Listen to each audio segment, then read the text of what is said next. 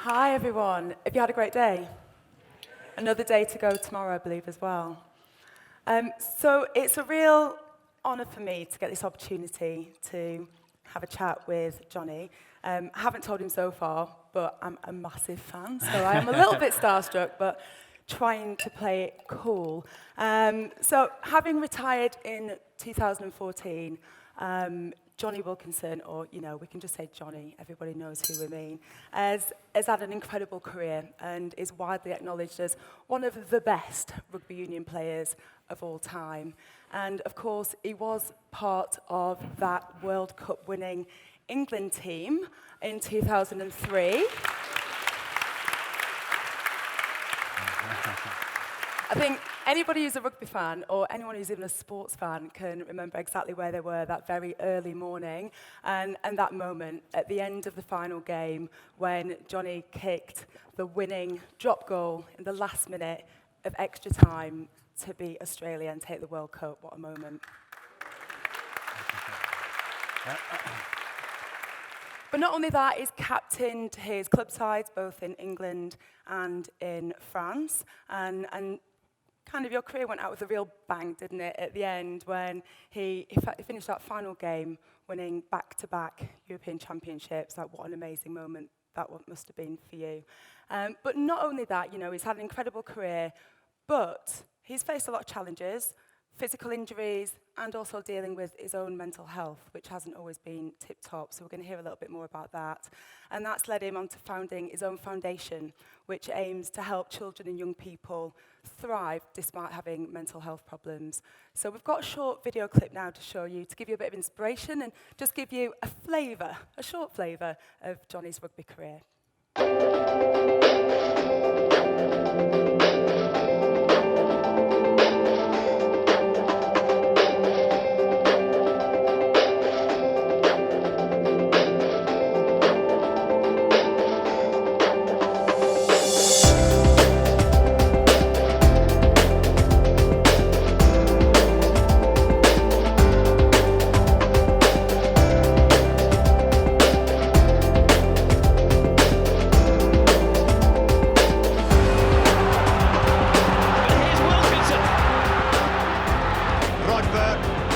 Wilkinson is away. Wilkinson has found a gaping hole here.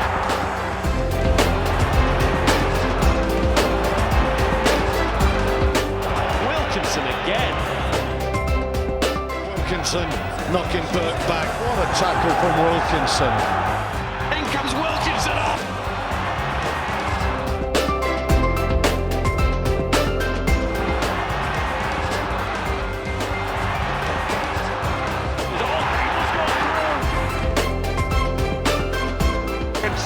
Wilkinson spins off. Wilkinson flagged out.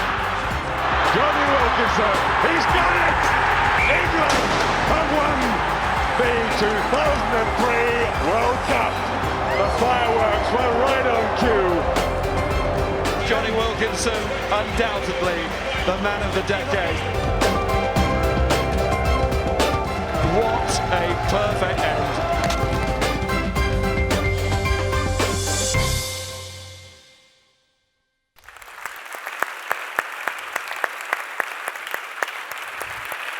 Amazing. It's the tackling, the kicking, of course, but the tackling, incredible. So whilst your career, it might seem like a million miles away from what many of us do as healthcare professionals or public health professionals, but I think a lot of the challenges and the pressures that you faced are very relevant to many of us. There's the leadership, the performance under huge pressure, and the world of the country on your shoulder, the weight of the country on your shoulders. How have you coped with that, and were you aware of all those different pressures even at the time? Yeah. First of all, it's an absolute pleasure to be here. Thank you for clapping at some point at the beginning there, which makes a difference, and that would make an awesome film. Make an awesome film, but it's never the true story. It's just the highlights, and we can all kind of have a montage, if you like, of our best bits when we're, everyone's smiling and laughing at what we say, or, and we're looking our best and all that kind of thing. And what you mentioned about rugby and it being different to what everyone else does, the more and more I'm understanding, and the more I'm speaking to other people, you realize that it's just life. Nothing is outside of life. Everything is in there, and life, that is a possibility of life is stress and struggle, and I made it a real possibility. In fact, I made it an absolute surety that during that part of my career, a lot of that, I went out of my way to struggle. I stressed, I sacrificed everything, all in the name of succeeding. When I began my career, it was just about seeing what I was capable of. And as it got on, it became about getting what I needed from it. And that journey there was the complete sort of, if you like, the story of where where it all went wrong, if you like. And when you say, how did I cope? That's what I did. I coped. I didn't thrive. I didn't really, after a while, I stopped looking for what I was capable of, and I started looking at just any way I could guarantee getting enough of what I needed to maintain my reputation, to maintain my kind of semi-satisfaction of fulfillment, and ultimately maintain the lifestyle I had. That was it. I gave up all of that passion. I gave up all of that exploration. I gave up all of that possibility in the name of just having whatever I felt I needed. And the story that I sometimes go to, you mentioned the end when we won, we had 2 European championships in a row. We won the French championship and the European in the same year. It's never been done by a French team. It happened on my last game. As a captain, you're sort of saying, wow. During the World Cup in 2003, I practiced all my life to kick a ball, and he went to the last second of extra time in Australia against Australia, and I'm the one to kick the ball over. That's why I say it make a good film. It's a fairy tale. But after both those events, the one thing that sticks with me is that it was almost like I had life's sort of ingredient list, and I'd found all the ingredients, and I put them all together in that magic moment. And I sort of went, right, let's see what it's made. This is what it's all been about, and there's nothing there. There is nothing. Life didn't change at all. My understanding that came later, but at the time I just suffered, was that status and things and all these other people or whatever, there is no power in them. And that's what I've been chasing. And really at some point that dawned, and I started saying, well, hold on, if there's nothing out there, where's the opportunity? And after you've searched out there far enough, and I'm lucky because I got what I wanted. I'm unlucky because I got what I wanted, but I'm also very lucky because I got exactly what I wanted, and I realized that wasn't the point. And on that, when I'd explored everything out there, I realized there's only one other place to go, and it was inwards. And that's why mental health is so, so important, because the difficult thing sometimes is if you don't get what you want, you'll never realize that there's not that much there, and you end up doing it all the way to the end. And rugby's a very shortened, intense version of life, because your careers are short, and every weekend is a judgment day, and at the end of that, you pretty much, you live a tiny life within a life, and it gets things done quickly, and thankfully, you either, the more successful you are, the more it hurts, and the more it hurts, you realize, hopefully, that this is an opportunity, and thankfully, I was able to turn my obsessive nature and clip it onto that opportunity and say, right, you know what, I'm no longer going out there. I'm going in, and I'm going to go as far as I can possibly go, and I'm realizing there's no end. Amazing. And I think for many of us who've watched you playing rugby, and that moment when it's just you and the ball and the post, the intense pressure that, even as a spectator, that we feel, that pressure's on you. But was that the hard bit? Was that during the game, is that the bit where you felt the pressure, where you felt the stress, or was it off the pitch?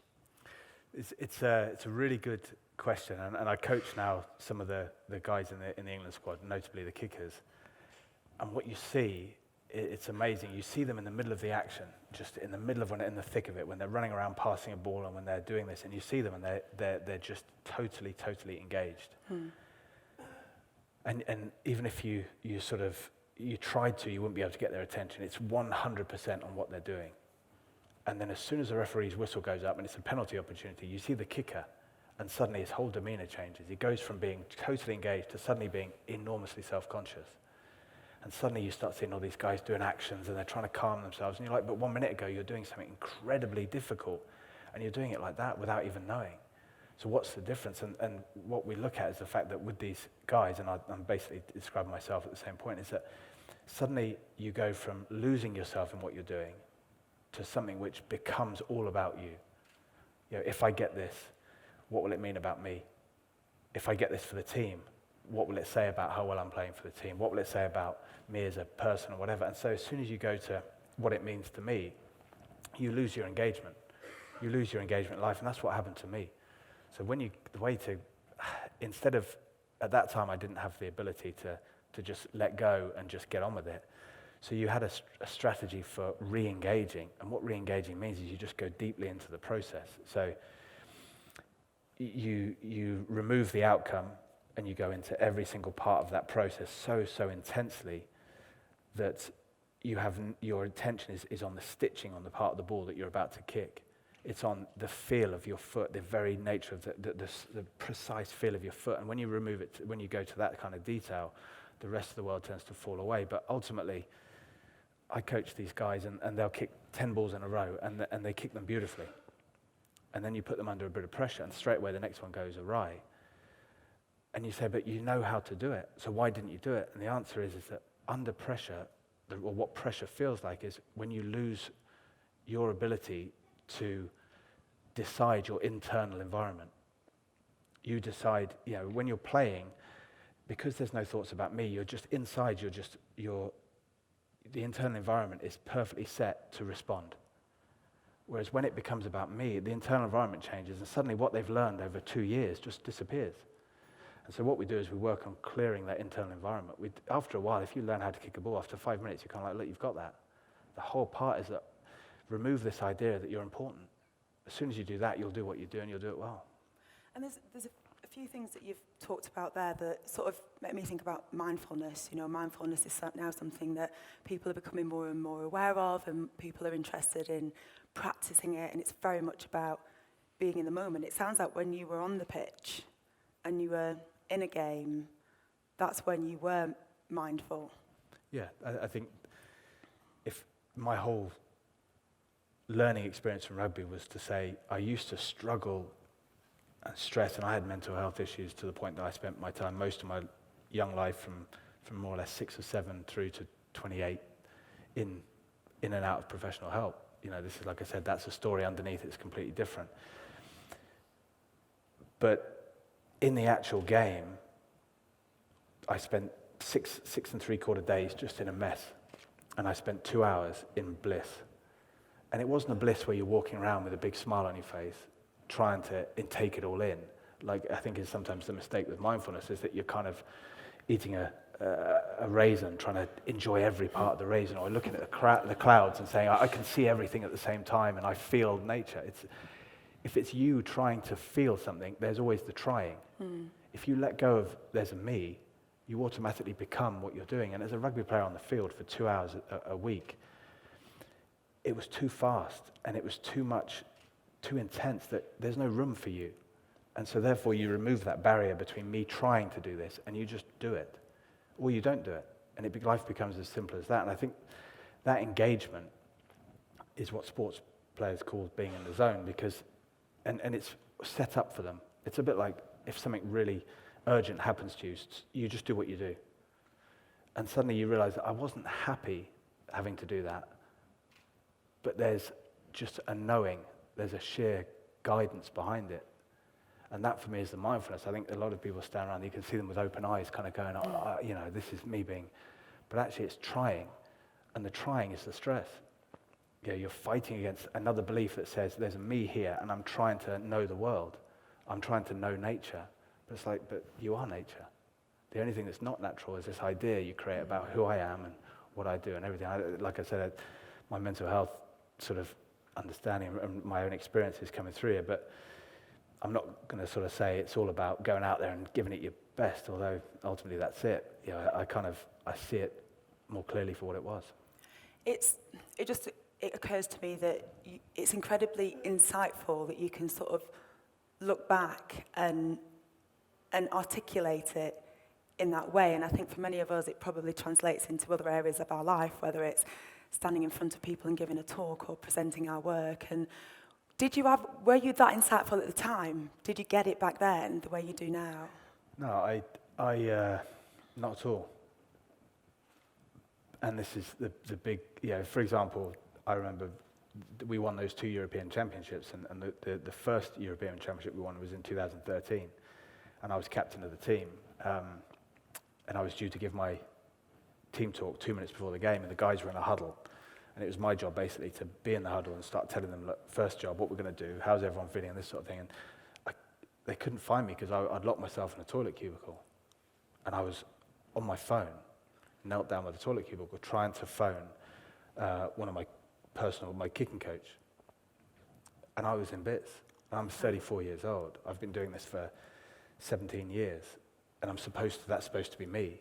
And yet I can't even face a game I'm about to play, despite it being everything I've worked for. And I'm looking at the screen, asking him to pick up. And my whole life is in his hands. That's the amount of responsibility, my own responsibility that I've gathered throughout all my experience, means that before a big final, I'm still put my life in someone else's hands who's 200 miles away, 600 miles, 800 miles away, has no idea what's going on. And I'm begging him to pick up. And then the guys are saying, Jonny, we need you to come and give us a team talk. So I then walk out of the change room. I have to hide my phone. It's a bit of a no-no to have your phone in the change room. So I walk into the huddle and I'm kind of like, come on, lads, we can do this. And they're like, yeah, this is a joke. So to say, was I experiencing them? But the thing is when that first whistle goes, it disappears. You ask any sports person beforehand, they want to run away because it's all about me. What will it be for me? And as soon as the whistle goes, you're like, well, who cares? I'm there now. And the beauty of being in the now is that you cannot have thoughts about who you are and be in the now. You cannot be into yourself and be in the now. So mindfulness or whatever you want, if it's you being mindful, give it up. And what I guess like I said, people say to me, yeah, but if you had this understanding now when you played, would you have been better? It's like the only reason I was able to play was because this understanding has come from playing, not the other way around. And it's more difficult when things are slower. It's more difficult when you're talking in front of people because you're thinking, are they enjoying what I'm saying? Do they think I'm an idiot? Are my flies open? I've checked twice, by the way. All those types of things. But after a while, you realize that what you've made up about who you are is exactly that. You made it up. You do whatever you want with it. The best thing to do is not have it. And we do need it to talk to people. You need to have an identity, sure, but you just don't buy into it. But as a rugby player, believe me, there was no one who thought he was more important, self-important, than me back in that time. As much as, one of the ironic things was doing interviews after the game. I was so humble and modest about everything because I wanted to be the most humble person in the world. I mean, I'm not actually joking now. That was it. I went out there, you could see how humble. I used to celebrate how humble I was being. This is the weird nature of how we convince ourselves that we're doing it, that we're finding this path. Is that our beliefs and whatever, they will reinforce themselves unless we turn around and become very aware of them and look into ourselves. We're too busy working on others to understand it doesn't work. Work on yourself and start there. So if you could go back and back in time and talk to yourself before that game, when you should have been there with the team, but actually you were in the cubicle, or really, what advice would you give to us when we find ourselves in those situations where, deep down we know it's going to be okay, and once we're in it, once we're in that meeting, or we're in that presentation, or on that pitch, we will just live it and it'll be fine. But the anticipation of everything that could and might go wrong and the criticisms that people might have is always worse than the real thing. What advice do you have? There's one key word for me that's been grossly misunderstood, in my opinion, and that's the term responsibility. It's become known as kind of blame. Who's responsible for doing that and so on. But actually, it represents for me the ability to respond to any and everything in accordance with the life you wish to live. Now, one of the things that's very interesting about rugby players, in the change room you see them, some of them are beating each other on the chest, some of them are banging their head against the wall, and you can see them saying to themselves, I can do this, I'm the best, I'm going to go out there and do it. And This whole concept of self-belief tries to know the future and tries to define the future because it says, I have no understanding of my ability to respond. So I need to know what's coming to be safe. Now, the very nature of safety is that each one of us, my experiential understanding is that the ability to respond is infinite. It's the greatest gift we have. We can respond to any person in feeling, in emotion. We can respond across time. We can think about things in the past, and we can respond to those. We can respond across distance. If we hear about what's happening in Africa at the moment or in the Middle East, we can respond to that.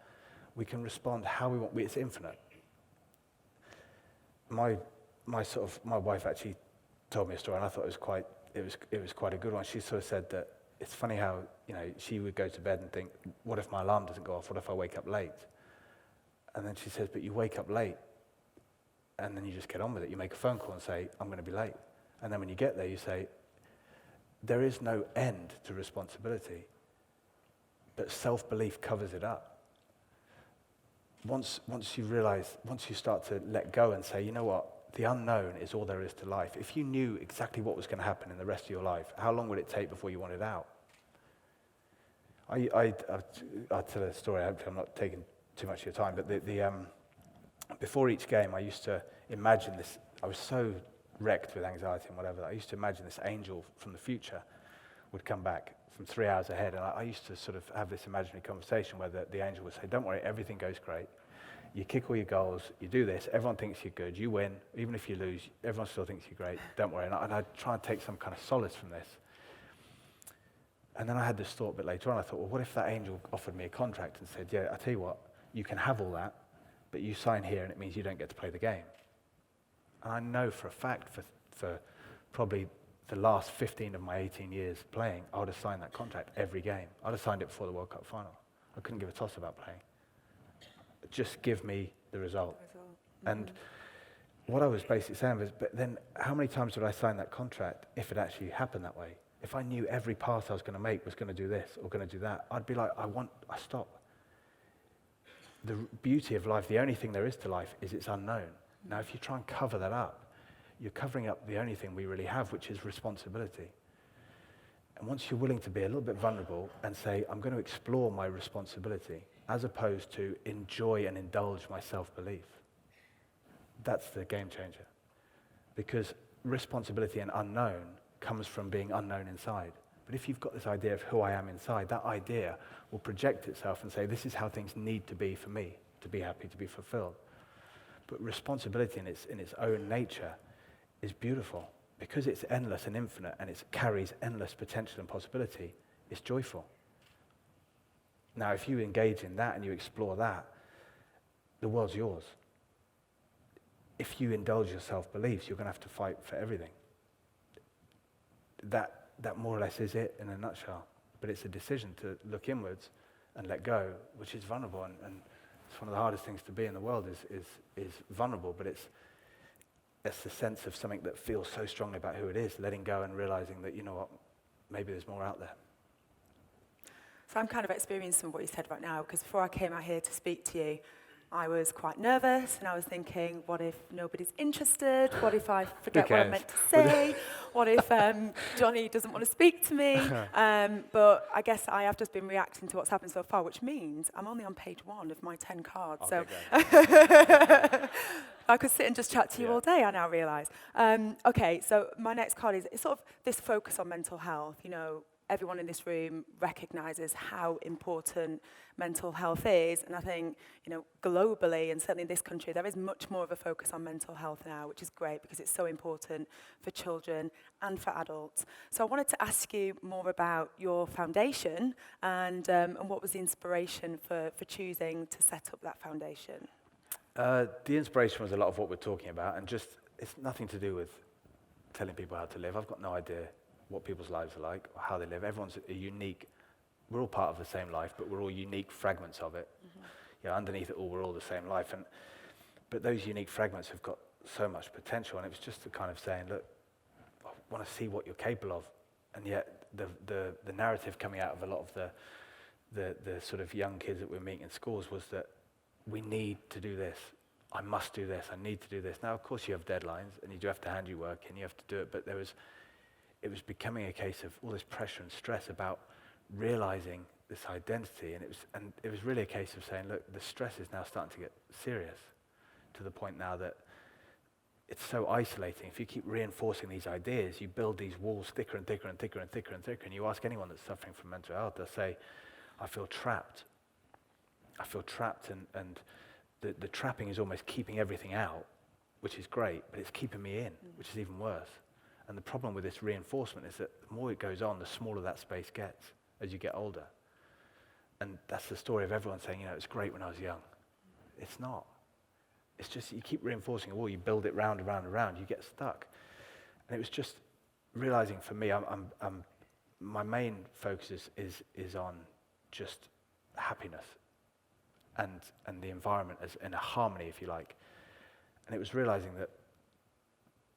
that the youth hold that potential. There will be the next generation will be the guys that look forward, and it was really a case of trying to inspire through example. So we work with teachers as well as students in order to create this kind of synergy between realizing that the teachers aren't there necessarily in our eyes to say this is how you do things, but they're there to guide and explore these incredible potentials.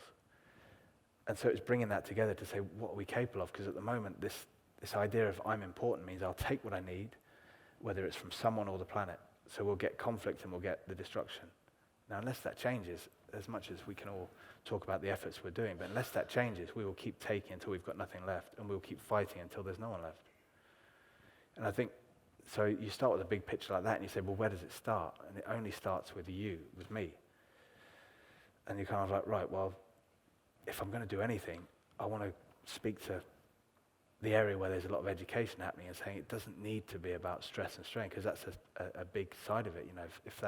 If we can add an element to the education which creates that open-endedness and that understanding that, yes, great exam results are superb and it helps you to go to here and there, but if it doesn't happen, responsibility means look at all the people that have not had what they wanted in life, but look where they are now. And that is not to be forgotten, but to be explained as how. There isn't a rule that works for everyone. It's just a case of you make your own rules, and I think we just want to see what people are capable of. And what's the actual activity? What will the Jonny Wilkinson Foundation, what will we be seeing? How will we hear about it? We have, everything involves application, so you can't just, we sit here and talk like this and it's great and everyone, I hope it's great. It might be terrible. It's great for me. I'm really enjoying myself, by the way. But it always feels a bit like a comedy show experience, in that I've had a conversation with a few people and lots of conversations, and it feels a bit like people go away and they say, I really enjoyed that. And they say, right, like a comedy show, it's great, tell us some of the jokes. And 2 days later, you're like, they've all gone. But I just remember I enjoyed it. And it's not enough, so the application drives it. And the application means this awareness around what you're already doing. And you apply that, and it produces this feedback experience, which then becomes the next input for the next application. So it unravels where the reinforcements happened. It unravels. And that application is just so much fun. We do it through, with the students, we do it through sport, a lot of games, a lot of ball skills, and just realizing that when you let go, look how good you can be. Versus when everyone's tense and like this, how much effort everything is. And whereas you just say, right, let's do something, and you find a way to create that understanding of, without me in the way of what I'm trying to do, I'm so much better.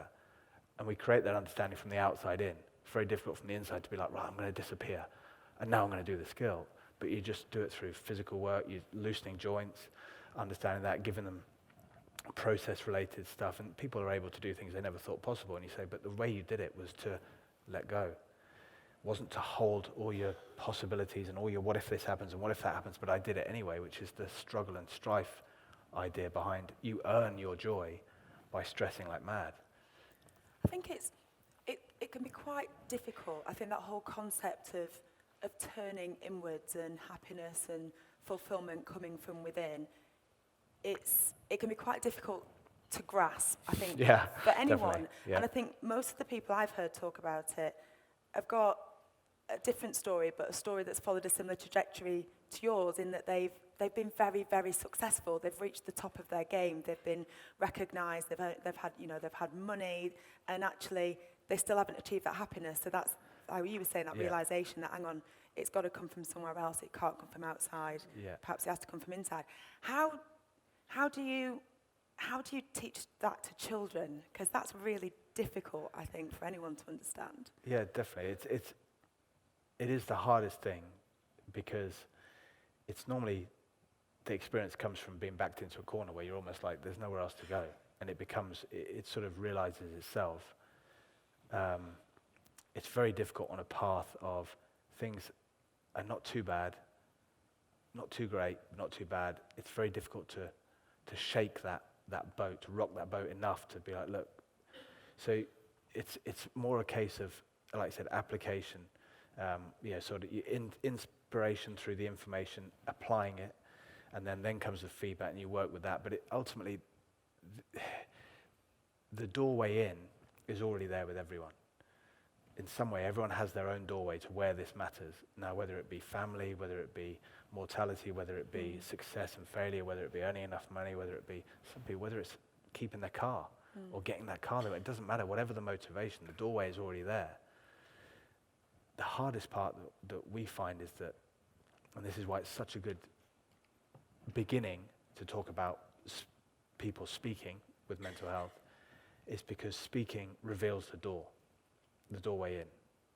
But until you speak, there's no pointed nature to the process. It's too blunt. It doesn't get in. But as soon as someone speaks, whether it be mine, let's face it, I'm more than happy to be honest about mine. Massive fear of failure, huge insecurity, huge feelings of being a fraud, not being worth what people are saying about me, all these kind of things. Huge and massive, massive fear of death from a young age. And this was my way of saying, this is my way to beat it, to be perfect. So I went hard out. Now, when I met some people when I was younger and I had to speak about these things, I didn't say these things. I just sort of said, I'm not feeling great. And it was kind of like, okay, well, take these or do that or whatever, and you'll be fine. But if you have the ability to open up, it reveals where the opportunity is, and it's already there. You don't need to be. It's either resistance or it's a striving for more. It's the constant needing more, or it's the fact that I'm running away from something. Now, everyone has that already. It's what makes the identity. It's the back end and the front end of the identity. It's like what I can't bear to happen and what I need to happen. Now, those two areas are the two biggest doors. They're the only two doors to go through, but they're already there. You just need people to speak about them. Yeah, I think my experience as a GP when it comes to mental health, I know we've gone a long way, and hopefully we are lifting the stigma of talking about mental health, but there's such a long way to go. I know when I speak to my patients, and I work in a fairly deprived area of inner city London, and a lot of the patients I deal with, they have real problems, social problems, psychological problems, and physical health problems. But talking about their mental health is still something that comes, particularly with men, with a lot of guilt and embarrassment and feeling ashamed, and people are still struggling to talk about it, which is one of it. I think it's fantastic that you're talking about it, because if Jonny Wilkinson can struggle with this stuff, then it's all right for anyone to struggle with this stuff, right? But yeah, definitely, it's still not something. But we all have mental health, even those of us who have fantastic mental health. We still have mental health, and I think if we have great physical health, we still work at that, don't we? We still walk and cycle and go to the gym and do whatever to maintain our physical health. And if it starts with people who have good mental health, talking about what they do to maintain their good mental health. And then when their mental health, I don't need them anyway. When our mental health's not so good, then we can hopefully start to talk about that as well. I think that's a major part of it, is that there would be times during my career where I was so happy, but if you'd have said to me, go and talk to someone who's unhappy, I'd have said, come on, buck your ideas up. Chin up, look at me, I get out there and work, what are you doing? No, I would have made that 10 times worse. In fact, I wrote a book, I hope none of you have read it. I wrote it in 2004, and unfortunately I think it did sell a few copies, but I may have been single-handedly responsible for pushing people down that route because I was sure that I knew everything, and the way I spoke, it was dogmatic, it was ridiculous, and it was also the main sign that I was heading down that route myself. My words. I mean, if anyone could have read it that knew, had this deeper understanding, would have been like, oof, that's a serious case waiting to happen.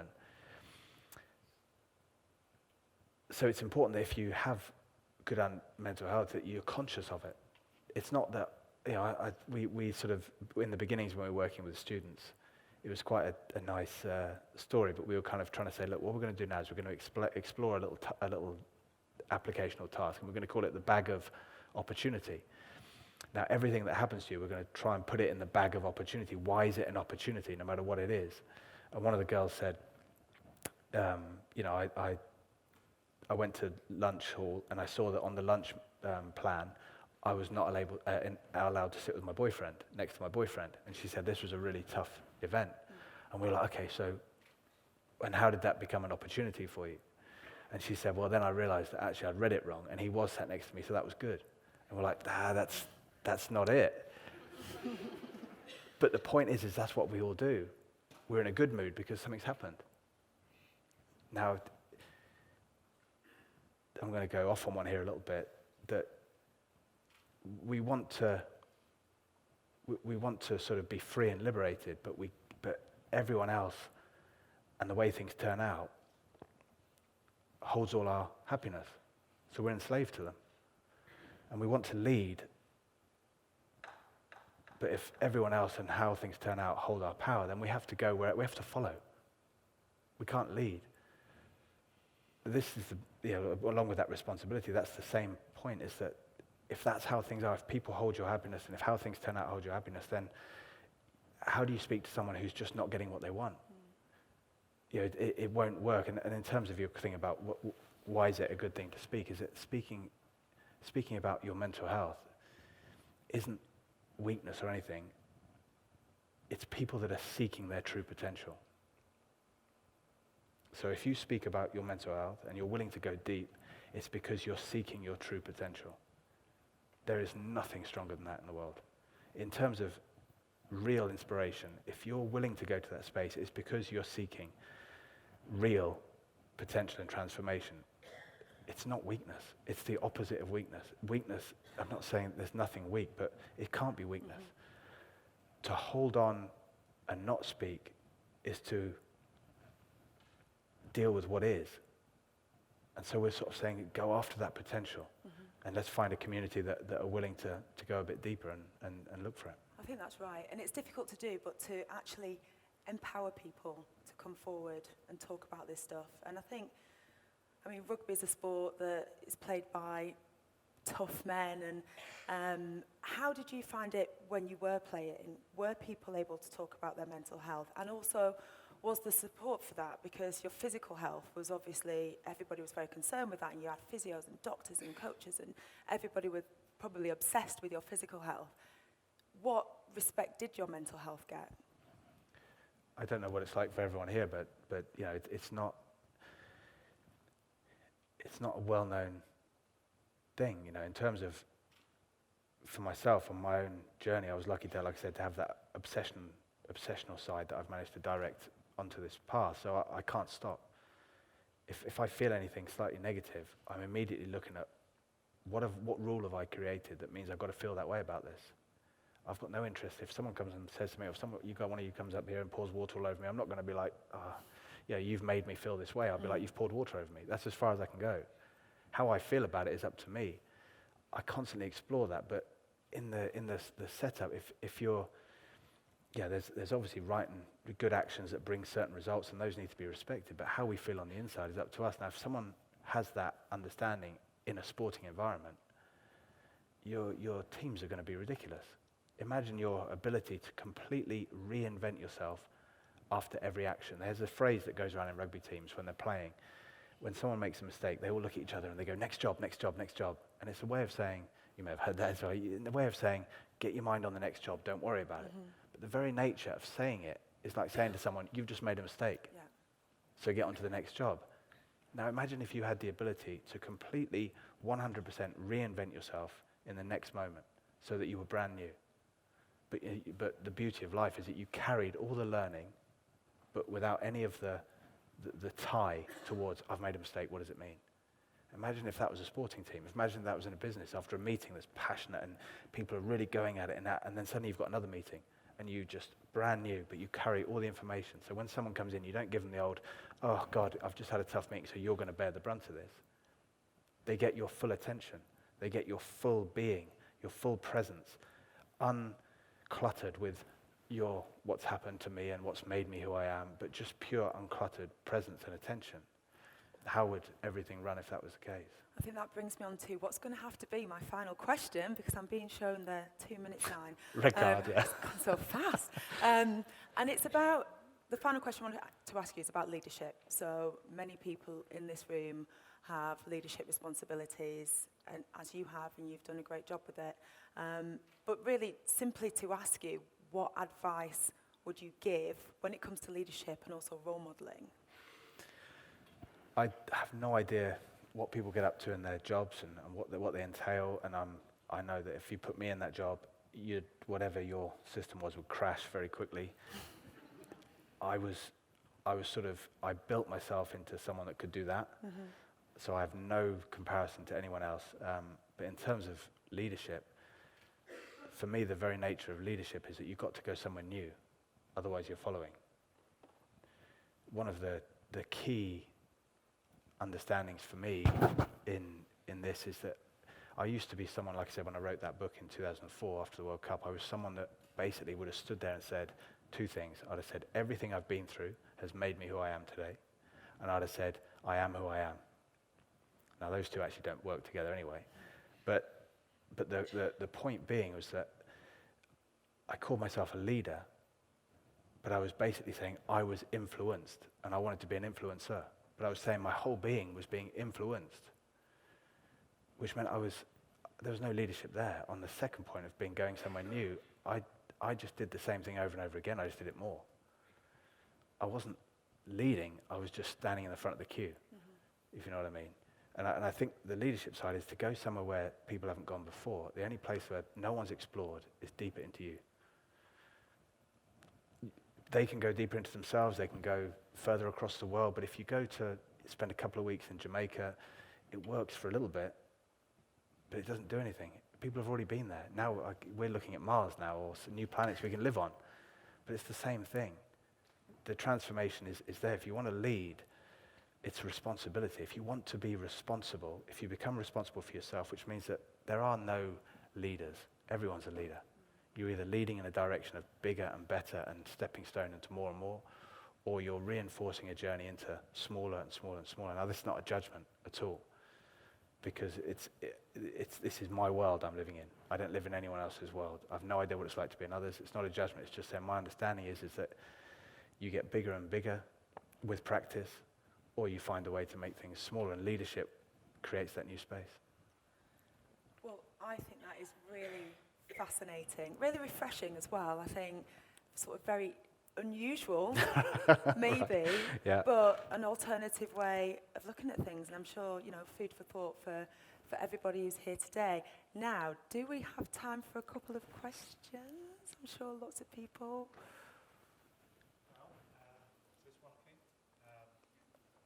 Yes. Yes, excellent. Well delivered. Has anybody got a burning question for Jonny? This one there, maybe.